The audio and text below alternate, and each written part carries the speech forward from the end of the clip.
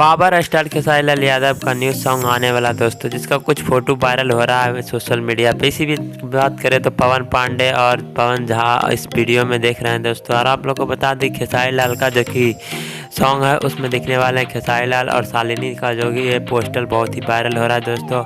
और खेसारी लाल ने बहुत सारा वीडियो बनाया है और बहुत सारा शूटिंग करके लिए हैं दोस्तों। इसी बीच बात करें तो खेसारी लाल अभी लंदन चले गए हैं दोस्तों। और इसी बात करें तो शालिनी और खेसारी लाल का ये सॉन्ग बहुत ही खास हो सकता है, सबसे महंगा सॉन्ग होने वाला है, क्योंकि इसको रिलीज़ किया जाएगा सारेगामा हम भोजपुरिया से। यानी कि सारेगामा हम भोजपुरिया से जो भी सॉन्ग रिलीज़ किया जाता है दोस्तों, जो कि तबला सॉन्ग का भी रिकॉर्ड तोड़ सकता है। ये सॉन्ग देख सकते हैं, न्यू लुक खेसारी लाल का दिख रहा है दोस्तों।